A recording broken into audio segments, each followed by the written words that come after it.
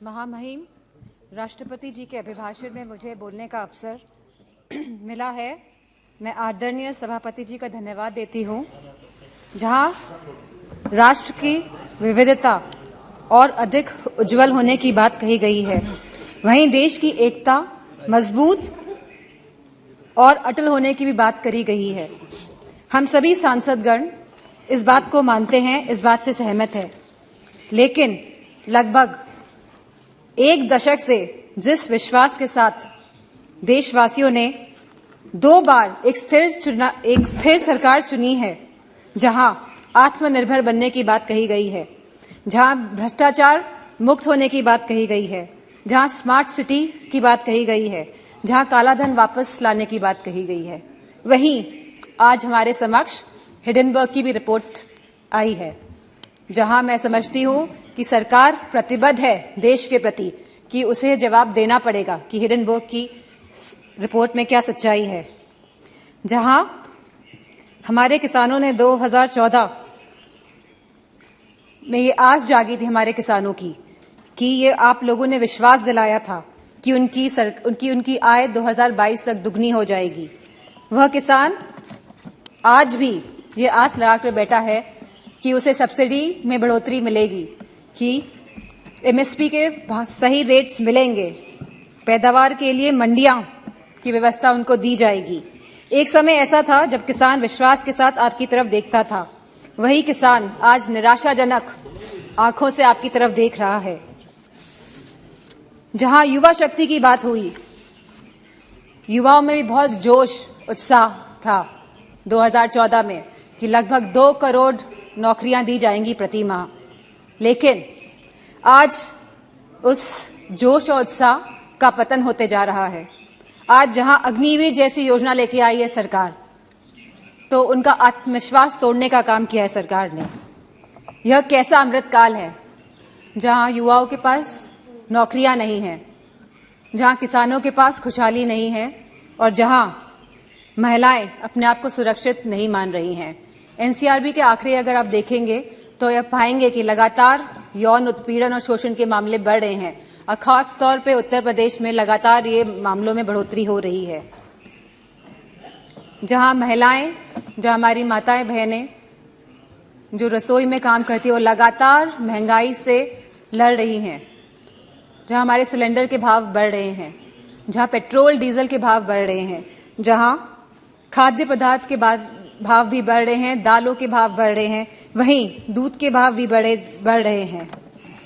आयुष्मान भारत योजना के तहत के अंतर्गत कार्ड तो बने हैं, लेकिन स्वास्थ्य सेवाएं उपलब्ध नहीं हो पा रही है। और जैसा कि दानिश सर ने कहा कि डॉक्टर नहीं है अस्पतालों में, और यूपी में गोरखपुर और रायबरेली में जहां एम्स हैं, वहां पे भी सहूलियतें नहीं मिल पा रही हैं क्योंकि डॉक्टर की सुविधा नहीं है, डॉक्टर की कमी है। मेक इन इंडिया के अंतर्गत सरकार कई करोड़ों रुपए खर्च कर रही है जहां प्रचार में, वहीं उत्तर प्रदेश में एक भी बड़ा कारखाना नहीं लगा है। छोटे उद्योग की हालत हम सभी जानते हैं कि वह बंदी के कगार पर है। वहीं सरकार लगातार आयात को बढ़ावा देकर अपने कुछ पूंजीपति दोस्तों को, अपने कुछ पूंजीपति मित्रों को आगे बढ़ाने का काम कर रही है। जीएसटी के नाम पर जहां बड़े बड़े उद्योगपतियों पे ईडी, सीबीआई और पॉलिटिशियंस पे भी छापे मारे जा रहे हैं, वहीं जीएसटी के नाम पे छोटे व्यापारियों को भी तंग किया जा रहा है। वहां पे भी लगातार छापेमारी की जा रही है।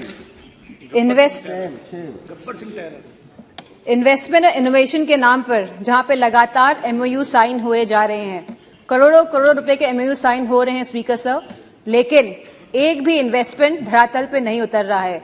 जो सरकार यह दर्शा रही है कि हम स्वर्ण काल में जा रहे हैं, जो सरकार यह दर्शा रही है कि देश आगे बढ़ रहा है, तो मेरा मानना है जहां रोजगार नहीं है, और हम कभी गरीबी नहीं हटा सकते जब तक हम लोग रोजगार अपने युवाओं को नहीं दे पाएंगे। महाराष्ट्र महामहिम राष्ट्रपति जी ने कहा कि सबका विकास और सबका साथ की बात भी करी है, लेकिन उत्तर प्रदेश में नियुक्तियों में सबसे ज्यादा भेदभाव भाजपा की सरकार में हुआ है। यदि कुलपतियों और प्रोफेसरों की नियुक्ति को देखा जाएगा तो सभी वर्गों को सम्मान नहीं मिला है। जहां राष्ट्रपति जी ने अनुसूचित जाति, जनजाति, पिछड़ा वर्ग, अति पिछड़ा वर्ग की भी बात करी है, लेकिन जातिगत जनगणना की बात नहीं हुई है।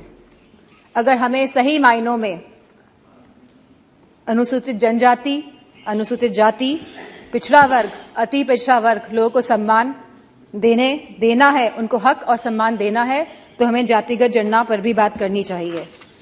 इसी के साथ जहां कहा गया था कि नमामि गंगे, जहां गंगा की सफाई की बात करी गई थी, गंगा में क्रूज चलाने की कभी बात नहीं करी गई थी।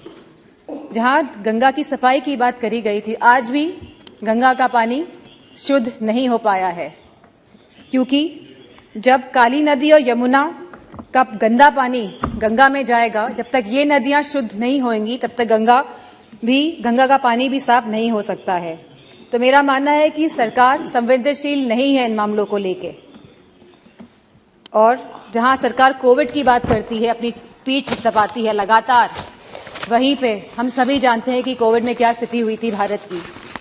जहां सरकार ने एक तरफ कलकत्ता के चुनाव कराए थे, वहीं उत्तर प्रदेश में भी देखा गया था कि सरकार परिजनों को जलाने के लिए लकड़ी तक उपलब्ध नहीं करा पाई थी। तो मेरा मानना है कि जो आप स्वर्ण भारत की बात कर रहे हैं और आने वाले 25 सालों की बात कर रहे हैं, आप बीते हुए एक दशक की बात नहीं कर रहे हैं, जहां आप लगभग 10 साल का आप अपना टेन्योर, अपना काल खत्म करने जा रहे हैं। लेकिन आप जो आगे की बात कर रहे हैं और 2014 की पहले की बात कर रहे हैं, लेकिन आप अपने दशक की बात नहीं कर रहे हैं। तो इन्हीं शब्दों के साथ मैं अपनी बात को खत्म करना चाहूंगी और आदरणीय स्पीकर साहब को धन्यवाद देना चाहूंगी।